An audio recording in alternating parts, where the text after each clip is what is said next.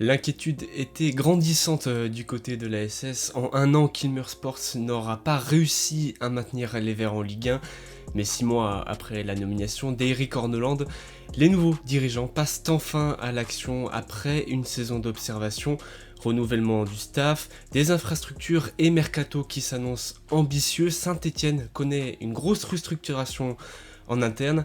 Restructuration qu'on va analyser aujourd'hui, puis point mercato également, avec Romain et Mathéo. Romain, comment vas-tu? Chaudement, chaudement. Donc, écoute, on va essayer de parler du mercato et de tout ce qui se trame, de tout ce qu'on sait et de tout ce qu'on sait Mm. pas. Ben voilà. Et puis avec Mathéo qui fait son retour sur les vidéos. Comment vas-tu?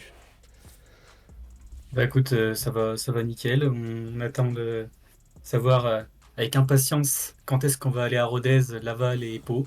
Et non, ça va très bien. C'est ça, hein, puisque le début de saison approche de plus en plus, et en attendant, c'est la période, la DNCG, c'est le moment pour les clubs français de passer leur grand oral. Saint-Etienne l'a passé avec succès. Romain, où est-ce qu'on en est aujourd'hui? On n'a pas raté évidemment la news de l'Olympique Lyonnais qui est relégué en Ligue 2. Bah, écoute, aujourd'hui, on n'est pas bien plus avancé parce que, oui, évidemment, il faudrait être. Pour passer à côté de l'information un petit peu choc, ben, il faudrait le faire. Tout le monde a vu que l'Olympique Lyonnais avait été relégué en Ligue 2. Donc par la DNCG. Bon, derrière, ils vont faire appel, évidemment. Il y a tout un parcours administratif et judiciaire qui les attend. Et derrière, avec un dénouement qui interviendra courant juillet. Courant juillet, donc aujourd'hui, il reste Le Havre qui doit passer à la DNCG demain, donc demain vendredi. Et pour rappel, ben, théoriquement, si on prend le règlement, une relégation administrative, on prend le perdant des barrages, donc là en l'occurrence Reims, qui se retrouve aujourd'hui un petit peu le cul entre deux chaises, et ensuite, s'il y a deux relégations administratives, et bien dans ce cas-là, on prend le premier relégable, à savoir l'AS Saint-Etienne. Aujourd'hui, il ne reste que Le Havre, donc il faudrait que Lyon d'une part et Le Havre soit relégué administrativement pour espérer voir la SS repêcher en Ligue 1. C'est pas impossible, mais c'est quand même très très peu probable. On va pas non plus se mentir. Aujourd'hui, Le Havre, ils sont en train d'être achetés par un fonds, une multipropriété. Un fonds que je leur envie pas du tout d'ailleurs au passage, Blue Crow.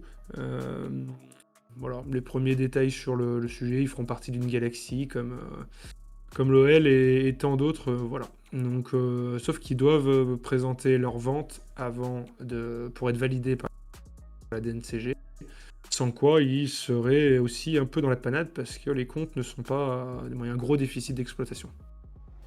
Donc concrètement, très peu de chances de voir l'ASS évoluer en Ligue 1 grâce à des relégations de clubs l'année prochaine.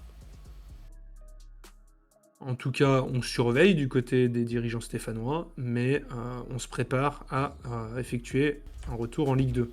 Mm. Si jamais retour en Ligue 1 il y a, on a évidemment les finances pour avoir le budget à présenter pour un budget de Ligue 1. C'est-à-dire on a des finances solides. Et le mercato, ça sera utile d'être en Ligue 1 parce qu'on a un argument de poids, bien évidemment, quand on est en Ligue 1 plus que quand on est en Ligue 2. Mais aujourd'hui, c'est clairement pas la tendance.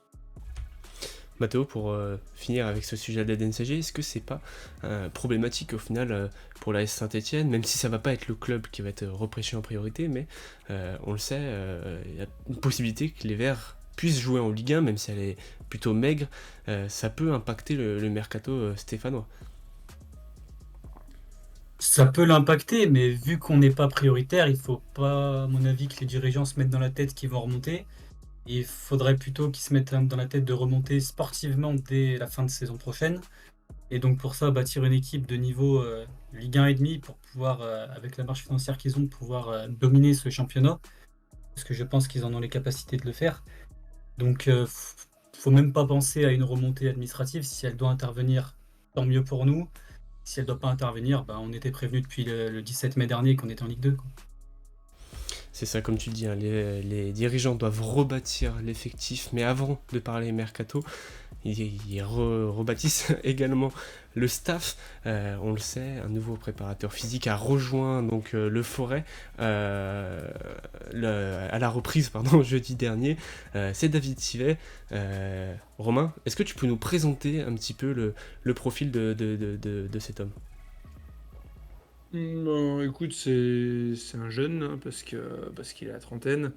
Euh, 33 ans, si je dis pas de bêtises, 32, quelque chose comme ça. Qui est passé par la sélection anglaise avec les U20, avec différents clubs en Angleterre. Là, il avait rejoint Chelsea il y a quelques mois seulement, et l'ASS est allé le débaucher pour le faire signer à Saint-Étienne et remplacer Benjamin Guy. C'est pas tellement une surprise dans le sens où depuis plusieurs mois on l'avait annoncé sur Peuple Vert, notamment, je crois que c'était en février, ils avaient annoncé ça au groupe comme quoi il allait y avoir du mouvement. Ils ont fait des audits, on a souri, des fois un peu jaune. Aujourd'hui, ils prennent des décisions, notamment sur la préparation physique, où ils considèrent il y a des choses qui sont pas satisfaisantes en termes de résultats, de nombre de blessures, de kilomètres parcourus, etc. Donc du changement était attendu. On va pas faire comme si on le connaissait bien, hein, ce jeune homme, mais aujourd'hui il a une expérience qui est quand même relativement significative, avec une dizaine d'années derrière lui déjà. Et avec bon, ça va parler un peu plus anglais encore à l'entraînement, avec d'autres méthodes, un peu moins à l'ancienne. Voilà. Mm. Aujourd'hui, il y a différents tests qui vont être faits différemment, une préparation qui va être faite un petit peu différemment, avec la volonté de préparer un groupe pour qu'ils soient bien au-dessus physiquement que ce qu'ils ont pu être la saison passée. Mathéo, qu'est-ce que ça dit de l'avancement du projet Kilmer? Ils passent enfin à l'action après une année d'audit. Je pense qu'il était temps de passer un petit peu à l'action quand même, parce que après tant d'audits, comme tu dis, il fallait bien qu'il y ait du changement. Peut-être aussi que certains est déjà sur le départ depuis peut-être le départ d'Olivier Deloglio, notamment Benjamin Guy qui avait travaillé avec lui déjà avant, à Montpellier, si je ne me trompe pas. Donc peut-être que si ça l'avait mis un coup au moment où Olivier Deloglio a été remercié. Et ça montre que le projet peut avancer, qui continue aussi d'aller chercher des profils dont on n'attend pas forcément, des profils assez inattendus, expérimentés à l'étranger. David Thivet, ce monsieur que je ne connais pas avant, enfin que je ne connaissais pas avant qu'il vienne à Saint-Étienne, a eu une expérience, comme Romain l'a dit, à Chelsea avec la sélection anglaise du côté des équipes de jeunes. Donc c'est Exact. quelqu'un qui a déjà plusieurs expériences, qui a une vision du football à l'anglaise, un football qui est quand même un peu axé sur l'intensité. Donc ça peut évidemment faire du bien à une équipe comme Saint-Étienne en Ligue 2. Romain, est-ce qu'on doit s'attendre à d'autres arrivées? Alors on parlera évidemment de Lousberg juste après, mais est-ce qu'on doit s'attendre à un staff encore plus remanié? Peut-être la première arrivée de plusieurs préparateurs physiques, comment est-ce que ça peut bouger après? Écoute, j'ai pas l'impression que ce soit vraiment leur méthode d'être sur du révolutionnaire. De tout casser pour remettre des gars. Certains vont le faire quand ils rachètent un club. Eux, j'ai plus l'impression qu'ils y vont vraiment avec pincette. Et ils ajustent. Donc un départ par-ci, remplacé, ou un élément supplémentaire. Mais peut-être qu'il y en aura, peut-être qu'on peut penser qu'il y aura d'autres adjoints auprès d'Eric Horneland. Aujourd'hui, on voit il en a deux. Euh, bon, est-ce qu'il y en aura d'autres à l'avenir? En tout cas, on va avoir un staff de plus en plus anglophone, ça c'est une certitude, parce que là, ça fait déjà une quatrième personne, avec, avec les trois qui étaient déjà sur place. Donc, à suivre, mais c'est logique tout ça. C'est ça, et autre arrivée qui concerne du coup le mercato, en tout cas le recrutement de l'AS Saint-Étienne, avec Lousberg qui va rejoindre, Alexandre Lousberg, hein, qui va rejoindre l'AS Saint-Étienne en tant que coordinateur du recrutement, avec une officialisation attendue pour le 1er juillet. il a démissionné pardon, très récemment de son poste du Standard de Liège. Romain, c'est quoi ce rôle-là de coordinateur de recrutement? Qu'est-ce qui vient renforcer à l'ETRA? Alors, Alexandre Lousberg, moi le nom, je ne connaissais absolument pas. Et ce qui m'a rassuré, c'est que je suis pas le seul. Il est encore plus jeune que David Tivé parce qu'il a 27 ans. 27 ans, il vient du Standard, comme tu l'as dit.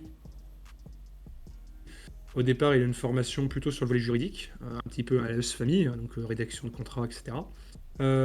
Et ce jeune recruteur a changé de dimension au Standard en passant d'un volet juridique à un volet sportif recrutement. En sortant des études, il est passé par l'Union Saint-Gilloise, qui est très portée sur la data. Et derrière, après, il est allé au Standard. Le problème, c'est qu'il arrive au Standard à la période à laquelle on est plutôt sur des économies drastiques. Donc, il était là-bas depuis 2 ans. Quelques transactions dans lesquelles il a évidemment joué un rôle. Pour autant, très très compliqué d'arriver à avoir un ressenti sur cette personne, tant on manque d'informations. Alors, moi j'ai fait le tour, hein, je vais poser la question à plein d'acteurs du football, à des agents, etc., des joueurs, voilà, pour voir ce qu'on pouvait m'en dire. Moi, j'ai eu la grande majorité des personnes que j'ai eues au téléphone m'ont dit bah écoute, moi je le connais pas, donc on verra. C'est vrai il me paraît jeune. Et j'en ai eu quelques-uns à la marge qui m'ont dit que c'était très sérieux, très professionnel et relativement moderne. Et j'en ai eu un autre, parce que pour être totalement transparent, qui m'a dit ça n'avait pas forcément été une grande réussite au Standard. Bon, bah, une fois qu'on a dit ça, on n'est pas bien plus avancé, sachant qu'il faut toujours prendre un petit peu avec pincette ce qu'on nous dit quand il y a quelqu'un qui arrive, que ce soit un joueur ou autre. Entre le contexte et les histoires de chacun, il suffit qu'il ait fait Mm. rater un deal à un agent, il va pas forcément m'en dire du bien. Donc, Et, une fois qu'on a dit tout ça, maintenant, en tout cas, il vient dans un rôle qui reste lui aussi à définir, parce qu'aujourd'hui, il n'y a rien d'officiel. mm. Nous, on sait que c'est sûr qu'il vient à partir de lundi prochain. Pour autant, il n'y a rien d'officialisé. Donc, il s'est dit qu'il devait être le bras droit de Loïc Perrin, ce qui va le remplacer, une autre répartition des rôles. En tout cas, c'est la tendance. Une autre répartition des rôles avec lui, plus un rôle pour convaincre les joueurs et les clubs adverses sur la partie arrivée. Et Loïc Perrin qui irait sur d'autres missions. Voilà. Mm. Mais aujourd'hui, il faut prendre avec de pincettes tout ce qu'on dit sur le rôle d'Alexandre Lousberg à Saint-Étienne.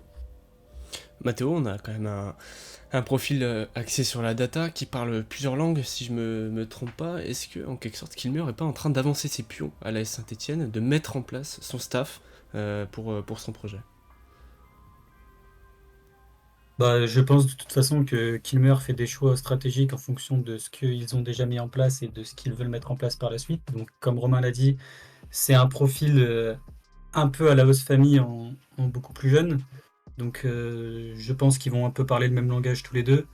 Et que s'ils l'ont pris, c'est à mon avis, ils veulent quand même avoir la même vision avec lui comme avec Host Family. Et Kilmer va vouloir de toute façon placer ses pions dans ce club parce que leur vision est, est d'axer sur la data, donc de prendre quelqu'un qui travaille beaucoup avec, ça me semble assez cohérent d'un point de vue de la logique de Kilmer Sport. C'est ça, hein, et puis... Alors moi, excuse-moi, vas-y, Romain. Colin, mais je suis même pas sûr à 100% que ça soit un pro de la data. J'ai Ok. vu ça, je sais pas, on va attendre de voir. En tout cas, il y a des critères qui ressortent. Donc on les voit chercher leurs hommes. De la même manière que pour les joueurs, ils prennent des personnes relativement jeunes, euh, avec des profils prometteurs, des profils qui sont polyglottes Mm. et qui sont, c'est eux qui vont les chercher. Et ce que je peux vous dire, c'est qu'Alexandre Lousberg est très motivé. On a eu des personnes du Standard qui nous l'ont confirmé. Il est très très motivé à l'idée de rejoindre Saint-Etienne. Parce qu'au Standard, les mains étaient un peu liées, faute de budget. Donc je pense qu'ils vont chercher aussi des jeunes qui ont faim. Hmm. plutôt qu'aller débaucher les anciens qui ont déjà fait leurs preuves et qui arrivent avec un bagage peut-être bien plus conséquent. Là, on est sur un recrutement de jeunes profils qui ont envie de se construire une carrière. Un dossier qui reste à suivre sur peuplevert.fr au même titre, donc pour faire la transition, que le Mercato, puisque Kilmer Sport compte mettre les moyens cette année avec des renforts qui sont globalement attendus à tous les postes, notamment avec une défense qui reste à remanier. Romain, qu'est-ce que ça donne au niveau de la défense? On s'attend à plusieurs départs? Oh oui, le départ, il y a des joueurs qui sont. Il y a une dizaine de joueurs qui ont dit qu'ils n'étaient pas contre partir. Ah, faut se le dire clairement, la descente, elle a fait mal aux têtes à certains. C'est pas une exclue, hein, mais une dizaine de joueurs qui souhaitaient initialement partir. Kilmer, ils ont pris un petit peu au cas par cas. Certains, aucun problème. Donc, s'ils trouvent preneur, il n'y a pas de souci. Après, c'est un peu aux agents de faire le taf, hein, c'est comme ça que ça fonctionne. Donc, le taf a été fait avec Pierre Cornu, parce que ça devrait être officialisé sous peu. Pierre Cornu devrait retourner au Maccabi Haïfa.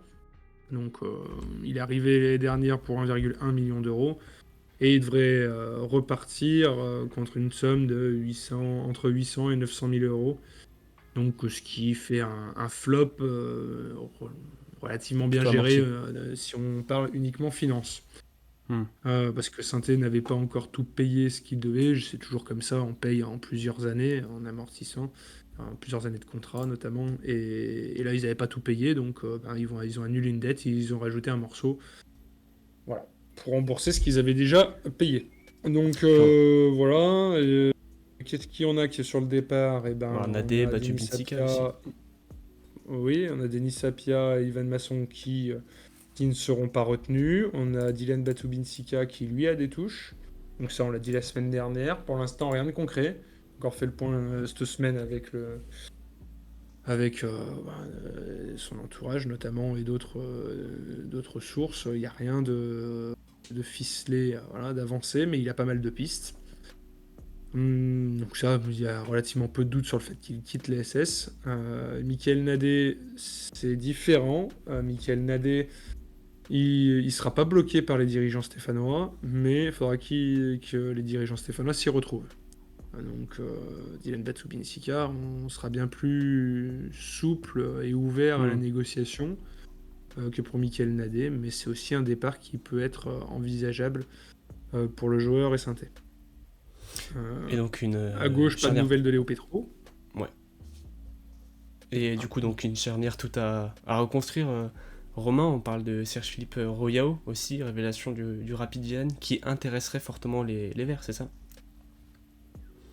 Alors oui, Serge Philippe, c'est nous qui avons sorti l'exclusivité sur Peuple Vert, donc on l'avait depuis quelques temps, on attendait de se le faire confirmer, parce que moi au départ, alors, c'est un joueur qu'on connaît bien, parce que pour l'avoir vu en Ligue 2, pour moi ça me sautait aux yeux ce qu'il faisait encore en Ligue 2 et qu'il parte libre, que je ne comprenais pas l'année dernière encore. Donc on a pris le temps de se faire confirmer ça, parce que ça me paraissait quand même très osé. Un joueur qui joue la Conference League, qui s'est imposé comme l'un des meilleurs d'Autriche. On aurait été en Ligue 1, je l'aurais cru immédiatement. On est en Ligue 2. Je dis, c'est quand même un petit peu osé d'y aller sur lui. Et on nous a confirmé que Saint-Étienne était bel et bien très intéressé par le joueur. Problème, c'est qu'il y a de la grosse concurrence sur lui. Il y a le Torino, il y a Saint-Paoli, il y a plusieurs autres clubs de Bundesliga. Et on touche du doigt un des problèmes qui était déjà le cas l'été dernier, l'hiver dernier, des cibles qui font saliver, mais qui ne viennent pas synthé à la fin, parce que la concurrence est trop rude. Donc peut-être ce sera un débat qu'on pourra faire dans quelques semaines. Peut-être qu'on cible trop haut. En tout cas, c'est un joueur qui est suivi. Puis pareil également avec des joueurs à fort potentiel aussi sur ce poste-là, avec Fallou Diouf si je me trompe pas, pépite sénégalaise libre de tout contrat, qui pourrait également s'engager, enfin en tout cas que l'ASS aurait coché. C'est vrai qu'on est... c'est sûrement un joueur qu'on ne connaît pas forcément, ou peut-être de nom. Dans le profil, globalement, ça donne quoi? On parle d'un joueur relativement polyvalent. Mathéo, tu pourrais nous en parler? Alors, c'est un joueur que je connais pas du tout, pour être honnête. La plupart des pistes de Kilmer, on les connaît pas vraiment. Dans ces Hmm. pistes-là, en tout cas, Raoul Yao, par exemple, c'est tout l'inverse. On connaissait bien pour l'avoir vu jouer 2 ans en Ligue 2 face à nous. Mais le joueur qui est libre là, du Sénégal, non, je ne le connais pas du tout. Je ne sais pas trop ce qu'il vaut. J'ai vu quelques vidéos YouTube, simplement. Et j'ai vu que la concurrence était aussi rude qu'il y avait les deux Club clubs italien. de Rome, il me semble. Donc ça risquait déjà Ça. d'être compromis de l'avoir lui aussi. Romain, ça reste un joueur polyvalent, milieu défensif, et peut jouer plusieurs rôles dans une défense, dans une charnière défensive. Oui, c'est un joueur qui est en avance. C'est un joueur qui est en avance, qui était très proche de signer à l'Atalanta Bergame en janvier dernier, si je dis pas de bêtises. Il y a eu une histoire avec son contrat, son club voulait pas le libérer, etc. Au final, il a eu gain de cause devant la juridiction. Et ce qui fait qu'aujourd'hui, il est libre. Et comme c'est un potentiel très intéressant, eh ben, alors, pour revenir sur le profil, c'est un jeune qui physiquement répond déjà vraiment présent et qui est en avance tactiquement par rapport à des profils bruts qu'on peut voir de manière assez régulière dans ces pays, Sénégal, etc. Voilà, aujourd'hui, Sainté est en concurrence avec d'autres clubs italiens. Il faut savoir que les autres clubs italiens, en Italie, on ne fait pas jouer les jeunes très tôt.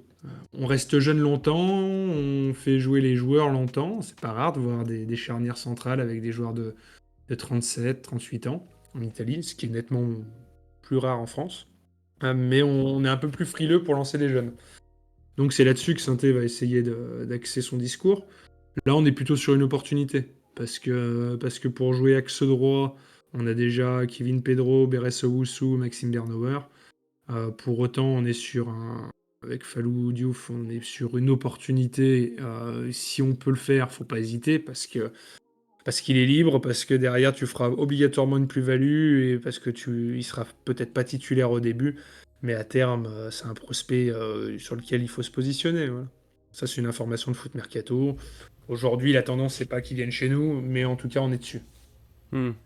Ça révèle quand même que la SS cible des profils prometteurs pour la Ligue 2, Mathéo. C'est un signal fort envoyé aux concurrents. Bah, c'est sûr, mais en même temps, je l'ai déjà dit tout à l'heure, mais on a un budget qui est à mon sens supérieur à tous ceux de nos concurrents. On a le plus gros budget de Ligue 2, je pense. Et la volonté de Kilmer est de remonter tout de suite, donc ils vont viser des profils que les autres clubs ne pourront peut-être pas se permettre de tenter. Donc c'est un pari qui peut être risqué, mais un pari que si jamais on arrive à dégoter quelques profils intéressants, et je pense que d'ici fin août, on aura l'occasion d'avoir quelques belles signatures. Bah, c'est un pari qui pourrait bien prendre si tout se passe comme Kilmer le souhaite. Hmm. Puis autre option qui a été, enfin autre recrue qui n'est toujours pas officialisée, mais l'option a été levée donc pour Pierre Ecoua, joueur donc qui a évolué avec l'AS Saint-Etienne la saison dernière. Pareil, milieu de terrain prometteur, même si en Ligue 1 c'était plutôt pas forcément compliqué, mais en tout cas une saison en dents de scie. Romain, c'est cohérent pour la Ligue 2 et l'avenir. Où en est ce dossier? Le dossier Pierre et quoi, va pas, on va rester un petit peu, on va prendre le dossier avec des pincettes parce que c'est un dossier qui est complexe. On a un joueur qui au départ avait un prêt. Il faut savoir que quand on fait un prêt avec option d'achat, on fixe tout à l'avance. Donc c'est un peu plus long dans le sens où à l'option d'achat, on fixe déjà le contrat. On fixe déjà le contrat, quelle hauteur, le niveau de salaire, Ligue 1, Ligue 2, quel bonus, etc. Voilà. Et après, c'est le club qui a le choix de lever cette option ou pas. Quand il le lève, ça, d'office, le contrat est de fait signé. Euh, et parfois, ça pose des soucis, un petit peu comme ça a pu le poser avec Nkunku, il y a de ça 2 ans. Aujourd'hui, on n'en est pas là. Mais Pierre Ecois n'avait pas forcément pensé continuer sa carrière en Ligue 2, repasser par la Ligue 2. Alors aujourd'hui, il y a des échanges. On est plutôt sur des échanges. Est-ce que Pierre Ecois sera OK pour continuer avec Saint-Étienne en Ligue 2? Ça reste quand même un jeune joueur de 23 ans. Il sait qu'il va jouer tous les matchs. Voilà. Ou pas. Parce qu'il y a plusieurs clubs qui sont venus au renseignement pour Pierre Ecois, parce qu'il a marqué des points quand même l'année dernière. Alors, tout n'était pas parfait, loin de là, mais pour autant, c'est un profil qui a intéressé du monde. Donc, Saint-Étienne étant dans son bon droit, il était bien logique qu'il lève l'option. Est-ce qu'il restera, est-ce qu'il restera pas? Aujourd'hui, on a Eric Horneland qui l'attend, qui l'espère. On a le club qui l'espère et qui va essayer de le convaincre en tout cas. Maintenant, qu'est-ce qu'il en sera pour Pierre Ecois? Moi, on n'est pas sur une relation tendue comme ça a pu être le cas avec Nkunku, mais aujourd'hui, il n'est pas à l'AS Saint-Etienne alors qu'on a levé l'option. Donc, Mathéo, ça... oui, on l'aurait levé sur Loïc Tanzi. Donc, moi, c'est les mêmes échos que j'avais. Mathéo, Donc voilà, maintenant pour le reste, on va voir. Une revente directe de Pierre Ecois serait une bonne chose pour la Saint-Etienne pour générer de l'argent, ou est-ce qu'on n'en a pas besoin et au contraire on a besoin de Pierre Ecois sur le terrain, Mathéo? Ce qu'on n'a pas besoin, c'est l'incertitude. Vas-y Mathéo. Oui, Déjà, Moi, je n'ai pas entendu qui t'avait posé la question à toi. et puis, d'autres choses, déjà, oui, donc on n'a pas besoin d'incertitude, et surtout, je ne sais pas si on aura vraiment une réelle plus-value à revendre Pierre Ecois aujourd'hui, puisqu'on va lever une option d'achat qui, je crois, est... Mathéo. Je t'entends Mais est-ce qu'on va le revendre bien plus cher? C'est déjà une première question. Et je pense que pour la Ligue 2, c'est un profil qui évidemment fera l'affaire, parce qu'en Ligue 1, même si personnellement ce n'est pas non plus un joueur que j'ai apprécié regarder jouer tout au long de la saison, c'était un joueur qui a des qualités qui sont indéniables et qui en Ligue 2 feront largement l'affaire. Mais maintenant, est-ce qu'il sera motivé lui aussi pour faire une saison complète en Ligue 2, alors que cet été, il aura certainement des offres plus importante que de continuer avec Saint-Etienne dans un championnat qui est celui de la Ligue 2. Ça, c'est encore un autre débat qu'on pourrait avoir. Et puis des dossiers aussi qui s'annoncent complexes, hein, avec cette relégation en Ligue 2 avec un certain Zurico Davitashvili qui a fait une saison très prometteuse du côté de l'AS Saint-Etienne la saison dernière. Le joueur, lui, pourrait bien être sur le départ cet été, même si l'AS Saint-Etienne a annoncé qu'il ne serait pas en vente. C'est ça, Romain? Comment est-ce que ça peut avancer? Où est-ce que ça en est aujourd'hui concrètement? À peu près pareil qu'il y a une semaine, et je pense que ça sera pareil dans une semaine. Pour être très clair, le dossier Zurico, il est à l'image de ce que souhaitent faire les dirigeants stéphanois. C'est-à-dire ils ont commencé à construire une équipe l'année dernière. Oui, il y a eu un échec avec la relégation, mais pour eux, il est hors de question de remettre tout en question concernant le 11 de départ. Donc c'est pour ça que Erwin Cardona, ils ont levé l'option, Maxime Bernauer, ils ont levé l'option, Pierre Ecois, on est sur le même chemin. On souhaite peaufiner une défense qui a pris l'eau, ajuster un milieu de terrain avec Mahmoud Jaber, et puis pour le reste, on n'est pas là pour se mettre le feu. Et Saint-Étienne a les moyens de conserver ses joueurs. Donc là où on parlait du dossier Nkunku tout à l'heure, on en a eu d'autres, des joueurs qui allaient un peu au bras de fer. On se rappelle de Wesley Fofana notamment. À la fin, les joueurs ils savaient pertinemment qu'ils allaient se retrouver en faisant le forcing, le club avait pas trop le choix. L'hiver dernier, on a eu Mathis Amougou qui souhaitait à tout prix partir. Si l'AS Saint-Etienne s'y retrouve, donc pour le coup, Mathis Amougou, ils ont récupéré 15 millions. S'ils considèrent que l'offre qui tombe et qui arrive sur leur bureau est suffisamment élevée pour les convaincre de vendre un joueur, ils le feront. Mais sinon, ils resteront sur leurs appuis. Et ils ont les moyens de le faire. Donc aujourd'hui, Lucas Tassin et Zurico Davitashvili, oui, ils souhaitent partir dans l'idéal parce qu'ils n'avaient pas prévu d'aller en Ligue 2. Pour autant, Ça s'annonce un petit peu chaud parce que le club n'est pas du tout disposé à les laisser partir. Et ça va dans le sens de la communication d'Eric Horneland qui dit qu'il va compter sur eux. Ils sont sous contrat et pas des petits contrats. Il leur reste pas un an ou deux là. Ils ont signé 5 ans. Ils sont Donc verrouillés. à partir de là, synthé à la main. Mathéo, c'est quand même encourageant de savoir que l'AS Saint-Etienne ne bradera pas ses meilleurs joueurs, et encore mieux, même pourrait les conserver dans son effectif pour l'année prochaine. Oui, c'est encourageant de savoir que Kilmer va pas reproduire des erreurs faites par notre cher ancien duo qui était à la tête du club, à savoir vendre des joueurs et un petit peu les brader à la première offre venue avec un forcing. Là où on a des positions assez claires, déjà comme l'a dit Romain, d'Eric Horneland qui a martelé que Stassin sera dans l'effectif la saison prochaine et qui jouera toute la saison avec nous. Maintenant, faudra aussi voir où on en sera d'ici fin août, parce que je pense que c'est des dossiers qui peuvent durer jusqu'à la fin, et avec une pression jusqu'à la fin, et peut-être sur la fin de mercato, si un club propose un prix convenable et non pas exorbitant pour, euh, pour ces joueurs-là, peut-être que le club sera peut-être un peu plus ouvert à l'idée d'un départ, en voyant peut-être qu'une motivation de Stassin ou de David Toshvili est un petit peu à la baisse pour la Ligue 2. Et puis pour conclure ce point mercato, on retourne un peu en arrière avec un latéral droit qui avait été annoncé dans les petits papiers de l'AS Saint-Etienne. Je parle évidemment donc de Tony Strata de l'AC Ajaccio. Ajaccio qui vit une mauvaise passe du côté de la DNCG. Romain, est-ce que tu peux nous parler un petit peu du joueur, de l'avancée de ce dossier? Est-ce qu'il y a du nouveau? Est-ce que ça stagne? Où en est le dossier Tony Strata? Du nouveau, Tony Strata, c'est une piste qui avait été évoquée par les journalistes du Progrès. Il fait partie d'une liste de joueurs prometteurs que surveille Saint-Étienne.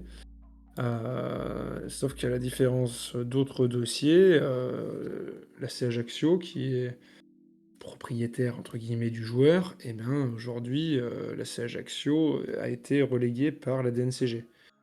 Donc à partir de là, on se retrouve dans une situation où on peut observer, et Tony Strata, bah, il pourrait clairement soit être libéré, comme ça a été le cas avec certains joueurs qui ont été relégués, avec certaines équipes qui ont été reléguées, soit être nettement plus abordable parce qu'un joueur qui est en National 1 n'a pas le même prix qu'un bon prospect de Ligue 2.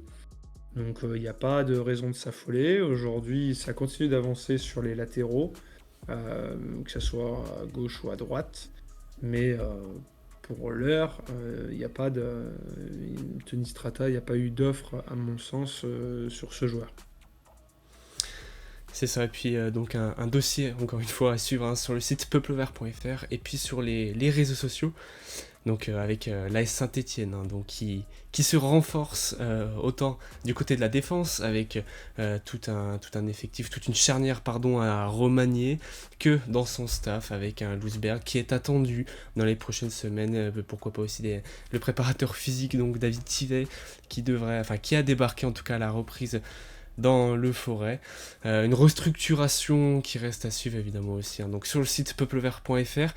N'hésitez pas à nous donner votre avis en commentaire sur la vidéo, et puis surtout sur l'avancée du club stéphanois, sur la préparation du retour de la SS en Ligue 2 et puis de l'avancée du projet.